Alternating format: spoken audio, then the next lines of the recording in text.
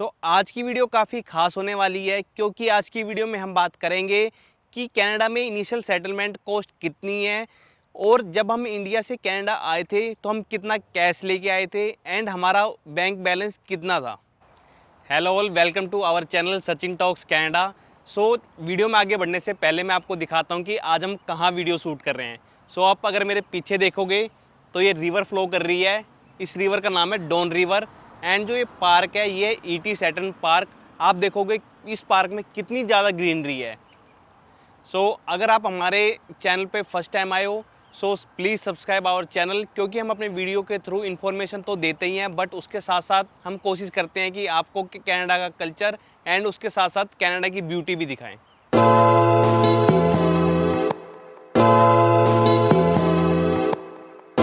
सबसे पहले हम बात करते हैं कि हम इंडिया से कितना कैश लेके आए थे। जो हम जो कैश लेके आए थे वो काफ़ी कम था, वो था सिर्फ और सिर्फ $100। जो हमने ये करेंसी एक्सचेंज करवाई थी Indian rupees two Canadian dollar, वो हमने दिल्ली एयरपोर्ट पे ही करवाई थी। दिल्ली एयरपोर्ट पे आपको काफ़ी सारे बैंक्स के काउंटर्स मिल जाएंगे एंड जो भी बैंक आपको बेटर एक्सचेंज रेट प्रोवाइड करवाए आप वहाँ से करवा सकते हो। हमने जो करेंसी एक्सचेंज करवाई थी वो आई थिंक हमने बैंक ऑफ बड़ौदा से करवाई थी। कनाडा आते ही आपका सबसे बड़ा खर्चा होता है वो होता है होटल का। हमारा स्टे हमारी कंपनी के थ्रू था। हमारे होटल एक्सपेंसेस ज़ीरो थे बट उसके अलावा जो ओवरहेड एक्सपेंसेस होते हैं वो सब हमने अपनी पॉकेट से बियर करे थे। इनिशियल सेटलमेंट में आपका था जैसे lunch and dinner. Lunch and dinner का हमें खुद से अरेंजमेंट करना था। उसके लिए यहाँ के होटल्स में एक सेपरेट किचन होती है, वहाँ पे आप कुकिंग कर सकते हो। कुकिंग के लिए हमें जो ग्रोसरी चाहिए होती है वो ग्रोसरी हमने 15 डेज़ की ली थी एंड जो उसकी कॉस्टिंग आई थी हमारी वो आई थी 100 कैनेडियन डॉलर। इसके बाद जो सेकंड आपका खर्चा होता है वो होता है डॉक्यूमेंट प्रोसेस। लाइक आपको कुछ डॉक्यूमेंट्स बनवाने पड़ते हैं, आपका सिन हुआ, उसके अलावा आपका बैंक अकाउंट ओपन करवाना हुआ एंड डीएल जो आपका ड्राइविंग लाइसेंस होता है वो आपको बनवाना पड़ता है। जो हमारा ड्राइविंग लाइसेंस में खर्चा हुआ था वो हुआ था अप्रोक्स 250 कैनेडियन डॉलर। इसके अलावा आप बैंक अकाउंट और सिन की कोई फ़ीस नहीं होती है। अगर आपको ये जानना है कि आपको सिन या ड्राइवर लाइसेंस के लिए कौन कौन से डॉक्यूमेंट्स की ज़रूरत है, तो हमारे चैनल पे ऑलरेडी एक वीडियो है जिसका लिंक आपको आई बटन में मिल जाएगा। या उसके बाद जो आपका खर्चा आता है वो होता है ट्रांसपोर्टेशन का। इनिशियली हमारे पास अपना व्हीकल नहीं था, हम पब्लिक ट्रांसपोर्ट से ट्रैवल करते थे। हमने प्रेस्टो कार्ड बनवाया था अपना एंड प्रेस्टो कार्ड रिचार्ज करवाना पड़ता है। अप्रोक्स जो हमारा ट्रांसपोर्टेशन का उस टाइम खर्चा था वो था 100 कैनेडियन डॉलर। राइट। ट्रांसपोर्टेशन की आपको ज़रूरत इसलिए भी ज़्यादा पड़ेगी क्योंकि आपको इनिशियली आपका रेंटल होम ढूंढना पड़ेगा। अगर आपको रेंटल होम से भी रिलेटेड कोई क्वेरी है उसकी भी हमारी एक सेपरेट वीडियो है, वो भी आपको आई बटन में मिल जाएगी। करेक्ट। उसके अलावा आपका जो मेजर चंक जाता है पैसे का वो जाता है आपका रेंटल होम में। जब आपको आपका रेंटल होम मिल जाता है जो यहाँ पे नॉर्म्स हैं वो है कि आपको 1 मंथ का करंट रेंट एंड 1 मंथ की सिक्योरिटी डिपॉजिट करवानी पड़ती है। उसके अलावा भी कुछ ओवरहेड एक्सपेंसेस होते हैं लाइक की का एंड आपका सिक्योरिटी कार्ड का। जो हमारा खर्चा हुआ था रेंट में वो हुआ था अप्रोक्स 3500 कैनेडियन डॉलर। करेक्ट।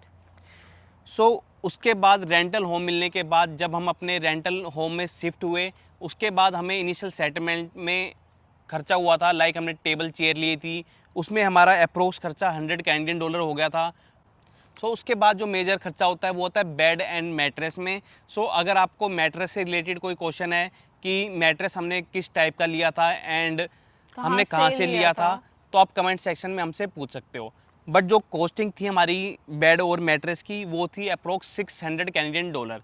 यहाँ पे मैट्रेस इंडिया के मुकाबले काफ़ी एक्सपेंसिव है। जो हमने यहाँ पे एक गलती करी थी वो ये थी कि हम यहाँ पे जो भी एक्सपेंस कर रहे थे वो हम एक्सपेंस कर रहे थे अपने इंडियन बैंक अकाउंट के डेबिट कार्ड से। अगर आप अपने इंडियन बैंक अकाउंट के डेबिट कार्ड से यहाँ पे खर्च करते हो आपको इंटरनेशनल ट्रांजैक्शन फ़ीस लगती है एंड वो फ़ीस अप्रोक्स 7 to 10% होती है। मेरा सजेशन ये है कि अगर आप कैश नहीं लेके आ रहे हो तो आप एक फोरेक्स कार्ड बनवा सकते हो एंड फोरेक्स कार्ड में आप करेंसी लोड करवा सकते हो। करेक्ट। और ये हमारी बहुत ही मेजर गलती थी। तो हम आपको रेकमेंड करेंगे कि आप फॉरेक्स कार्ड ज़रूर बनवाओ अगर आप ट्रैवल कर रहे हो नियर फ्यूचर में। सो इसके अलावा जो हमारा एक्सपेंस थे वो थे कुछ मिसलिनियस खर्चे, लाइक आपको कर्टन्स लाने पड़ेंगे, रोड लानी पड़ेगी, एंड आपको जो इनिशियल ग्रोसरी होती है एंड आपका किचन के यूटेंसिल या जो भी छोटा मोटा सामान होता है वो सब आपको लाना पड़ता है। सो उसमें हमारा अप्रोक्स 200 कैनेडियन डॉलर खर्च हो गया था। सो अगर हम ये टोटल बात करें कि 1 मंथ का हमारा जो खर्चा था इनिशियल, वो अप्रोक्स 5000 कैनेडियन डॉलर हो गया था। सो राइट। अगर हम इसे इंडियन रुपीज़ में कन्वर्ट करें, सो अप्रोक्स 3 लाख रुपीज़ आपका मिनिमम खर्चा है। सो अगर आप वर्क परमिट पे भी आ रहे हो, आप जॉब लेके भी आ रहे हो, तब भी आपका ये मिनिमम खर्चा होगा ही, क्योंकि आपकी सैलरी आने में कुछ टाइम लगेगा, बट उससे पहले आपको ये सारे खर्चे अपनी पॉकेट से करने पड़ेंगे। सो हमारा सजेशन ये है आप लोगों को कि अगर आप इंडिया से कनाडा आ रहे हो तो मिनिमम 3 लाख रुपीज़ आपके अकाउंट में होने चाहिए। ये आप फॉरेक्स कार्ड या कैश कैसे भी कैरी करो, वो डिपेंड करता है आपके ऊपर। सो इस पूरी इनिशियल सेटलमेंट कॉस्ट के ऊपर अगर आपका कोई भी डाउट है तो आप कमेंट सेक्शन में हमसे पूछ सकते हो।